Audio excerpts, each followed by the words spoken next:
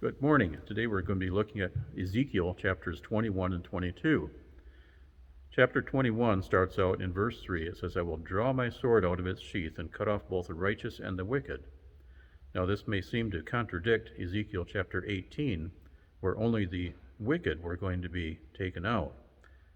But this regards a different judgment. This is going to be war, and war is indiscriminate.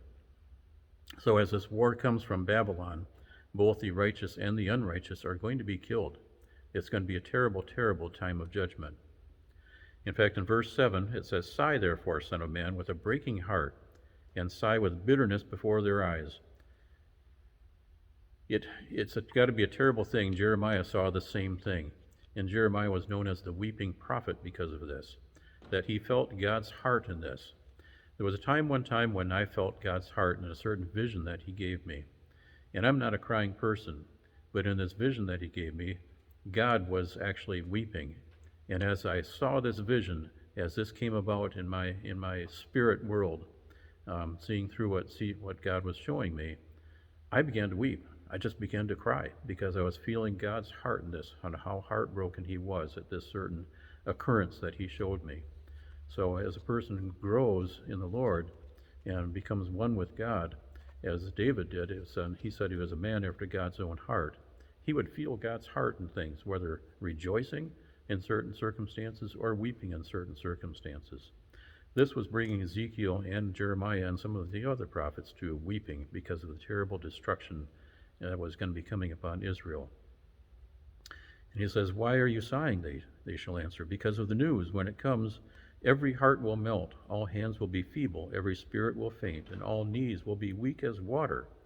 Well, what it's saying here is when this actually happens, when the people see these events actually occurring, when Babylon is storming down upon them, bringing the destruction that they're going to bring, that their hands are going to be feeble, their hearts will melt, and every spirit will faint, and all knees will be weak, says, as water. And what that's inferring is these times when people are so afraid that something happening, that they're seeing this is happening, that they lose control over their bladder.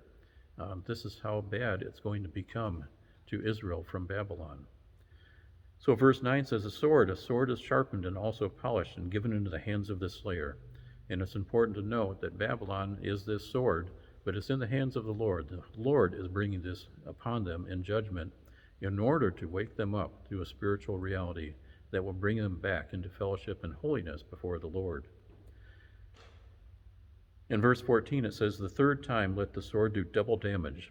And what's we're to hear is there's already been two smaller invasions from the Babylonians. This is going to be the third time, and it's going to be major. It's going to be terrible. Verse 21 says, he shakes the arrows and consults the images. He looks at the liver. These were various means that the Babylonians did to try to foretell what their gods were trying to tell them to do. So in terms of today, it'd be like looking at your horoscope, at going to a palm reader, a fortune teller, trying to determine what you're supposed to do. But all these were just in the hands of God, because God was going to determine their future, not their soothsayers. Verse 26, it says, remove the turban, take off the crown, nothing shall remain the same. Exalt the humble, and the humble shall be exalted. And I believe this goes along with James 4:10.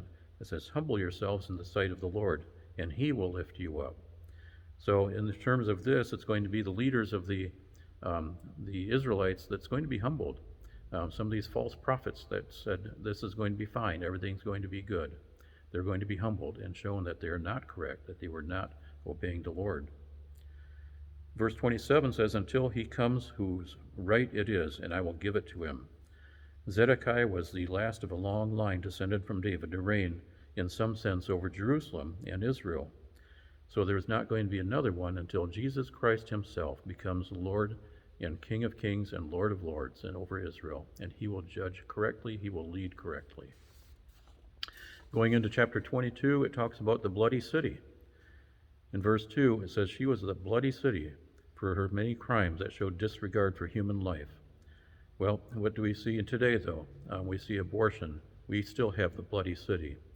In Acts 7:52, it says, Stephen spoke of the blood guilt of Jerusalem. Which of the prophets did your fathers not persecute? And in verse 8 it says, "You have despised my holy things and profaned my Sabbaths." So they were not observing the Sabbath anymore. Formerly we talked about the Sabbath of the land, in which they were supposed to let the land rest 1 year out of 7. And of course the Sabbath for our bodies is 1 day out of 7. Similarly, it's been shown that there's one particular denomination, I'm not inferring that we should obey everything that they say, but they're very adamant about observing a Sabbath day rest. Even physically, our bodies, our heart rate will attempt to slow down 1 day a week. Our bodies were designed for a Sabbath rest. Well, it's strange that this particular denomination lives about 7 years longer than normal. So I took my calculator out and I went, okay, 1 day out of 7, 52 days in the year, times how many years is normal for a human being. What's the additional come out to if you rested 1 day a week?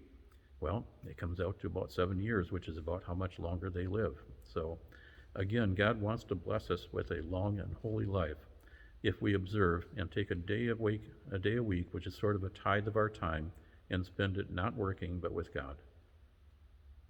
In verse 18, it says, "The word of the Lord came to me, Son of man, the house of Israel has become dross to me.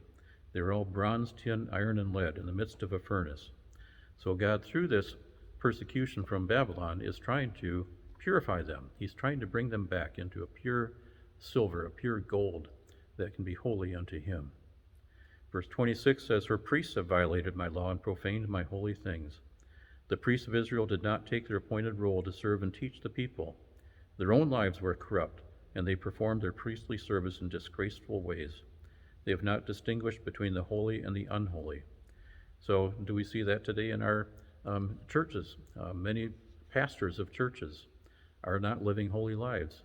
This sometimes shocks us when some of the very prominent ones are discovered doing very unholy things, and in the midst of looking like they're fine, which verse 28 goes on to talk about this, "Her prophets plastered them with untempered mortar.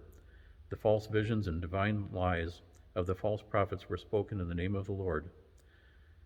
So when they're plastering themselves and making them look nice, it's kind of like what Matthew 23 talked about when Jesus talked about the scribes and the Pharisees. He described them as whitewashed walls, but full of dead men's bones. So the whitewash makes it look really nice. They look holy. They look like they're doing great. But inside, they're still full of dead men's bones. They're not obeying the Lord and living a pure and holy life.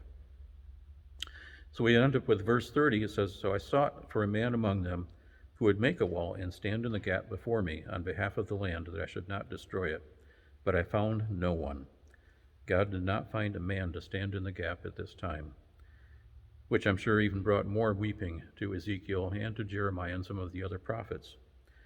Romans 3:10 says, "There is none righteous, no, not one, only Jesus." So looking forward again to many of these prophets did. They saw the Holy One, Jesus, who was going to be that one that stands in the gap, that would not just be a whitewashed wall, but would truly be pure and holy without spot or wrinkle. And he will come and judge the land righteously. Thank you.